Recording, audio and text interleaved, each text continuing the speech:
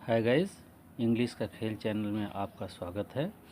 आज का हमारा जो टॉपिक है वो है पास्ट परफेक्ट कंटिन्यूअस टेंस। तो आइए अब इसके बारे में बात करते हैं। तो सबसे पहले इसकी पहचान के बारे में देखते हैं। जिस वाक्य के अंत में रहा था, रही थी, रहे थे आदि शब्द आता है और इसमें समय ज़रूर दिया होता है और टाइम के साथ से ज़रूर दिया होता है। से के लिए हम सींस तथा फॉर का प्रयोग करते हैं, जैसे 4 बजे से, 2 घंटे से। तो अब सींस और फॉर का प्रयोग कहाँ किया जाता है आइए समझते हैं। तो सींस का यूज हम पॉइंट ऑफ टाइम के लिए करते हैं। सींस का प्रयोग जो पॉइंट ऑफ टाइम मतलब निश्चित समय के लिए करते हैं, जैसे 2 बजे से, सोमवार से, 20 मई से, 1947 से आदि। आइए अब एक एग्जांपल देखते हैं, जैसे राम 2 बजे से खेल रहा था। अब इसमें 2 बजे है और उसके साथ समय के साथ से ज़रूर है।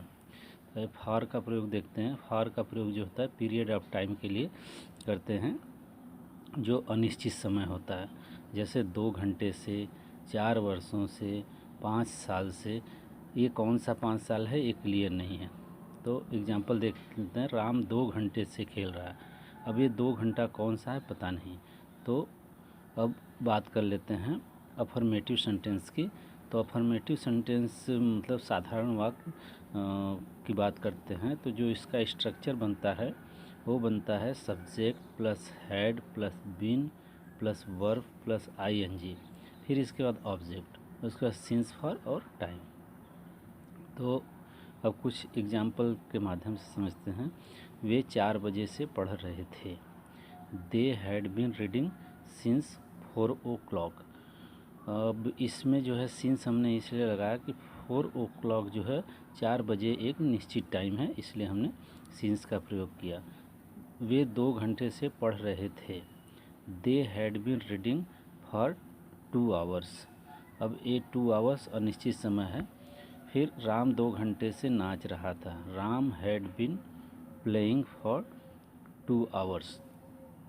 अब कुछ और एग्जांपल देखते हैं। राम 2 घंटे से खेल रहा था। Ram had been playing for 2 hours। अब नेगेटिव सेंटेंसेस की बात करते हैं। तो नेगेटिव सेंटेंस में जो होता है हमारा जो हेल्पिंग वर्ब होता है उसके तुरंत बाद हम नॉट का प्रयोग करते हैं। तो इसके स्ट्रक्चर की बात करते हैं। Subject plus had plus not plus been plus verb में ING plus object plus since for, उसके बाद टाइम। तो आइए एग्जांपल देखते हैं। राम सोमवार से स्कूल नहीं जा रहा था। Ram had not been going to school since Monday. 4 जो है ये गलती से है, सॉरी इसके लिए। तो ये 4 बाय मिस्टेक। तो जो नॉट जो जुड़ा है हैड के बाद, वे 2 घंटे से नहीं खेल रहे थे। They had not been playing for 2 hours। तो अब देखते हैं कुछ और सेंटेंसेस। वे 4 बजे से नहीं पढ़ रहे थे। They had not been reading since 4 o'clock। अब सिंस का प्रयोग इसलिए है कि 4 o'clock एक निश्चित टाइम है। वे 2 घंटे से नहीं पढ़ रहे थे। They had not been reading for 2 hours।